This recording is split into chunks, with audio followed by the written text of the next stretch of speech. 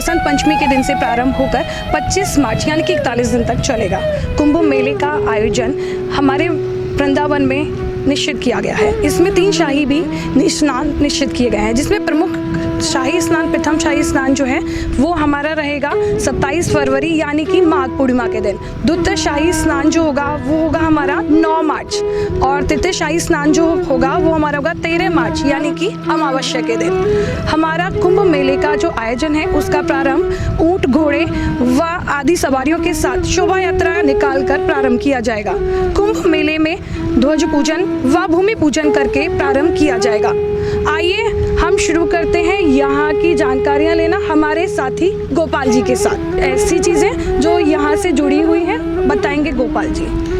जी, मैं आपको बताना चाहूँगा यहाँ पर कुंभ का मेला जो आयोजन किया जा रहा है प्रत्येक 12 वर्ष के बाद में हरिद्वार में जब भी महाकुंभ होता है तो वृंदावन के अंदर संत समागम के नाम से कुंभ का आयोजन किया जा रहा है, जिसमें कि प्रमुख तिथियाँ जो रहती हैं शाही स्नान की वो 3 डिसाइड की जा चुकी हैं। हम आपको बताएंगे कि काठिया बाबा आश्रम से शोभा यात्रा निकलती है जिसमें कि 2 हाथी रहेंगे, 11 घोड़े और 4 ऊँट, उनके ऊपर सवारी निकलेंगी ठाकुर जी भगवान की, जो कि काठिया बाबा से स्टार्ट होने के बाद में यहाँ वृंदावन महाकुंभ क्षेत्र तक आएंगी और आने के बाद में ध्वज पूजन और भूमि पूजन किया जाएगा, जिसके बाद में कि कुंभ का जो आयोजन है वो स्टार्ट हो चुकेगा। हम आपको सुरक्षाओं के बारे में बता दें यहाँ से कि जो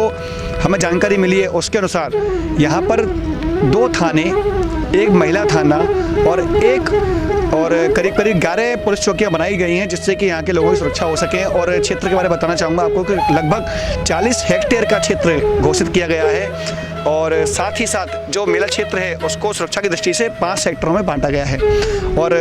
ये जो स्थान है ये बिल्कुल तटीय स्थान के बिल्कुल पीछे पड़ता है और सामने ही देवरा बाबा के आश्रम है जिसके नाम से क्षेत्र मौजूद है। कुंभ मेले को लेकर जो शाही स्नान है उसको लेकर हमारे यहाँ क्या तैयारियाँ की गई हैं, आप बताएंगे किस तरीके से महिलाओं के लिए और पुरुषों के लिए क्या व्यवस्था की गई है? जी बिल्कुल जी। यहाँ पर प्रमुख रूप से 2 घाट बनाए जा रहे हैं जो कि कच्चा घाट बोलते हैं। यहाँ पर शाही स्नान होगा और एक घाट पक्का बनाया जा रहा है जो ब्रज तीर्थ विकास ट्रस्ट की ओर से बनाया जा रहा है, जो कि यहाँ पर परमानेंट बना रहेगा, हमेशा के लिए स्थायी निर्माण किया जा रहा है। और ये जो आप देख रहे हैं इस वक्त ये है अस्थायी निर्माण, जो कि केवल शाही स्नान के लिए किया जा रहा है और महिलाओं के लिए भी अलग से कपड़े बदलने की व्यवस्थाएं की जा रही हैं, अलग से घाट बनाए जाएंगे ताकि जो श्रद्धालु दर्शन करने के लिए आए उन लोगों को किसी प्रकार की असुविधा का सामना न करना पड़े। कुंभ मेले को जो व्यवस्थाएं की गई हैं उसमें शौचालय को लेकर और टेंट वगैरह जो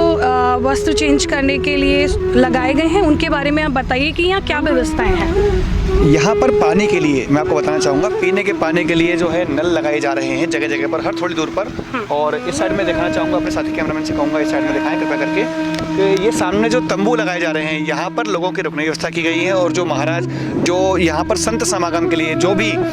गद्दी जो पीठाधीश्वर आएंगे, महाराज मलु पीठाधीश्वर जी, राजेंद्र दास जी हैं और हमारे राजेंद्र दास जी के अलावा यहाँ पर वृंदावन के जो जितने प्रमुख संत महंत हैं उन लोगों के रुकने की यहाँ पर टेंट की व्यवस्था की जा रही है। और मैं यहाँ पर अस्थायी रूप से शौचालयों का निर्माण किया जा रहा है ताकि किसी प्रकार की गंदगी ना रहे। पानी की व्यवस्था, बिजली के लिए हर जगह पर खंभे लगाए जा रहे हैं। उसमें कुछ ही दिनों के अंदर आपको बहुत बड़ा बदलाव देखने को मिलेगा, पूरा क्षेत्र रोशनी से जगमगाएगा, हर खंभे पर लाइट की व्यवस्था की जा रही है। कुल मिलाकर के प्रशासनिक व्यवस्थाएं जो है इस वक्त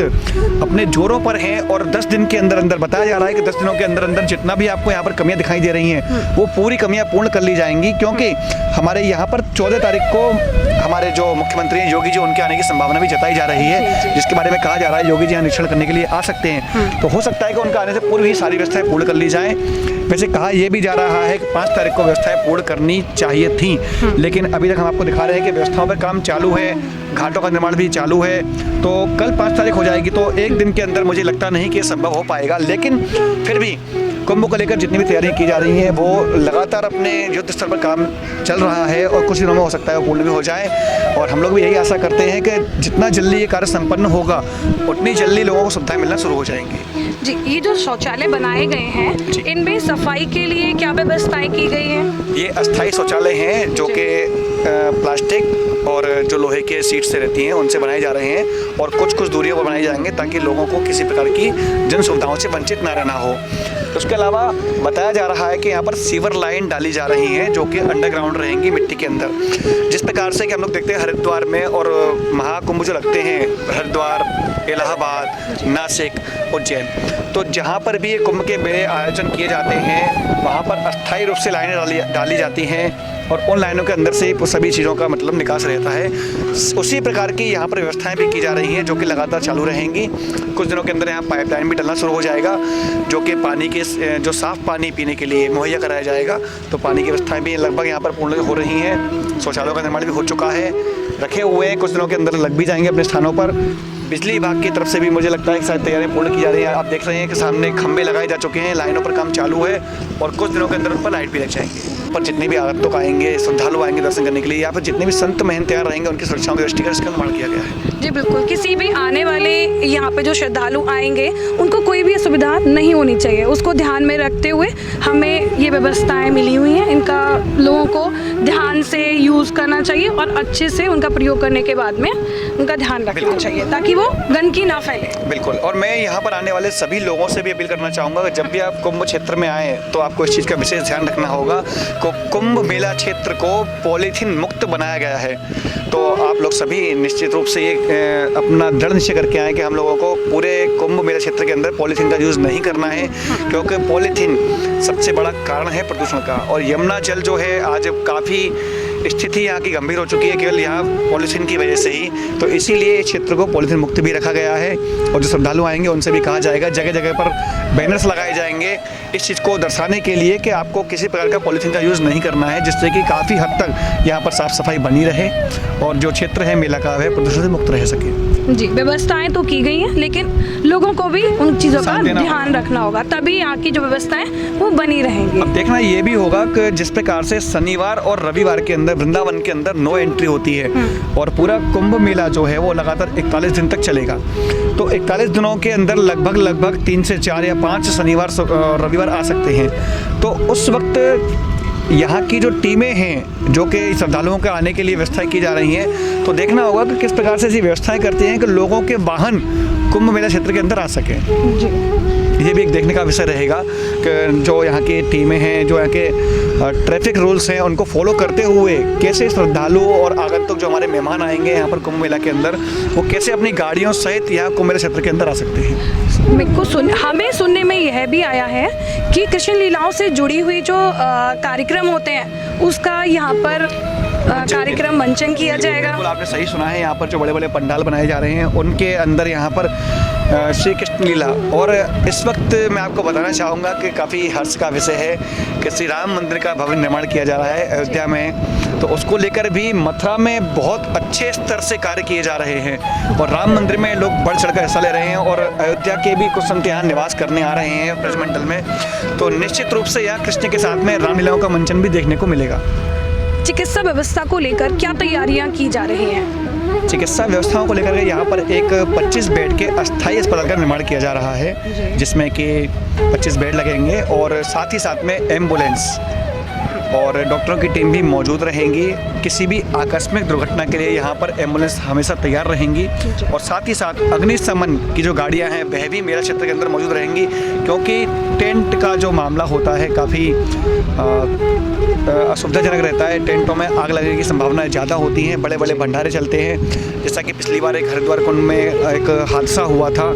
तो उस प्रकार की दुर्घटनाएं ना हो उसके लिए अग्निशमन भी अपना कार्य पूर्ण रूप से कर चुका है। और साथ ही साथ यहाँ देवरा बाबा जाने के लिए जो यहाँ का प्रमुख स्थान है वहाँ के लिए भी पेंटून पुल का निर्माण किया जा रहा है। जो पेंटून पुल है ये हम आपको दिखा रहे हैं सामने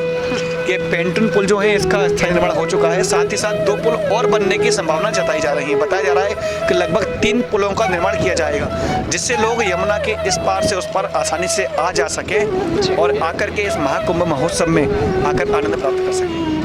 सबकी सुविधाओं को ध्यान में रखते हुए सभी कार्य किए जा रहे हैं। बिल्कुल, मैं यही कहना चाहूँगा कि उत्तर प्रदेश सरकार इस वक्त जो कार्य यहाँ पर कर रही है, जितनी अभी तक हम लोगों ने देख रहे हैं काफ़ी संतुष्टि हम लोगों को काम देखने को मिल रहा है और आशा करते हैं जितने भी कार्य अभी अधूरे हैं वह भी जल्दी से जल्दी पूर्ण हो। अब आगे की जानकारी के लिए हमारे साथी सचिन और दीक्षा के साथ जुड़े हैं।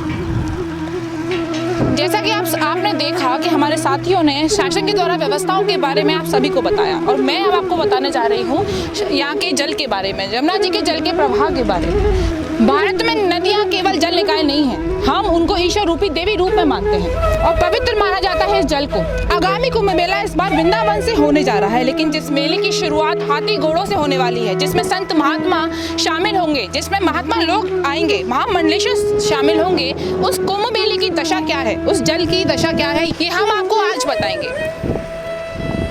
यमुना नदी का पानी कभी नीला था, जिसका रंग श्यामल था, लेकिन आज ये दुनिया की सबसे प्रदूषित नदियों में से एक है, जिसके बारे में हमारे संवाददाता हमारे साथ आज मौजूद हैं, वो आपको इसकी जानकारी देंगे। नमस्कार दीक्षा, जैसा कि पूरा दिखाया कि किस तरह कुंभ मेले की तैयारियां चल रही हैं, किस तरह की व्यवस्थाएं प्रशासन के द्वारा की गई है। जिन हमको बताया गया है कि कुंभ मेले में यहाँ पर पानी छोड़ा जाएगा,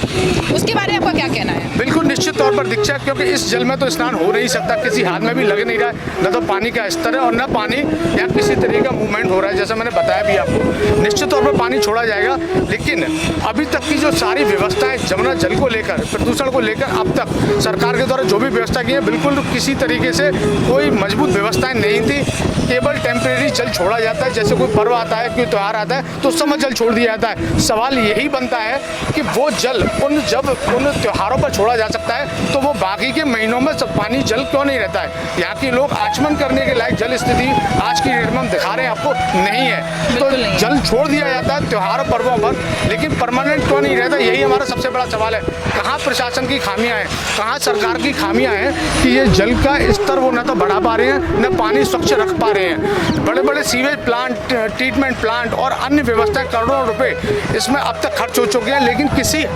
मुकाम तक अभी तक नहीं पहुंच सकी है व्यवस्थाएं। जल की स्थिति वही बनी हुई है और पानी इस लायक नहीं है कि आचमन किया जा सके। अब मैं आपको थोड़ा सा ऐसे नीचे कोशिश करता हूं जाने की, दिखाने की, जल को आचमन लेने की स्थिति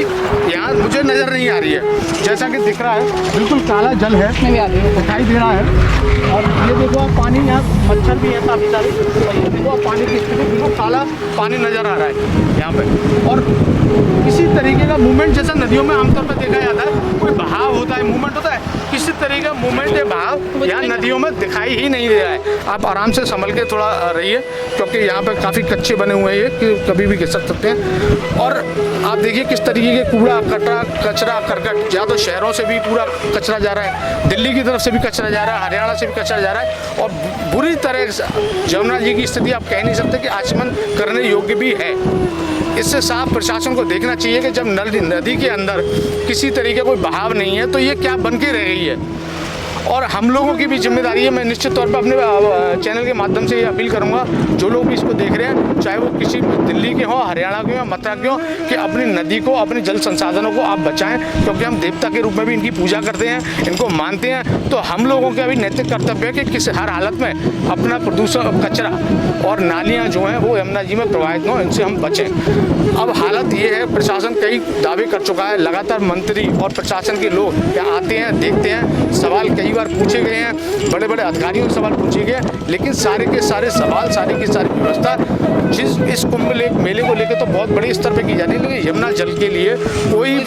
वैकल्पिक व्यवस्थाएं की जाती हैं, लेकिन कोई परमानेंट इलाज इसका नहीं हो रहा है। आज इसको देखकर वाकई में यहाँ के जनमानस का जो लगातार शिकायतें आती हैं, काफ़ी यहाँ के जो मूल निवासी हैं वो लोगों में काफ़ी रोष है, कई आंदोलन भी कर चुके हैं, कई तरीके के सवाल उठा चुके हैं, लेकिन अभी तक प्रशासन कुंभकर्ण की नींद में सोया हुआ है, किसी तरीके का कोई ध्यान नहीं है। और मैं आगे यही कहना चाहूँगा कि भाई यमुना जी की तरफ थोड़ा ध्यान दें और यमुना जी को अपने जो पहली निर्मल धारा बहती थी, अपने प्रयासों के द्वारा सरकार भी इस पर कदम उठाते हुए इसको पुनर्जीवित करने का प्रयास करें। अंत में मैं यही कहूँगा, देश के नागरिकों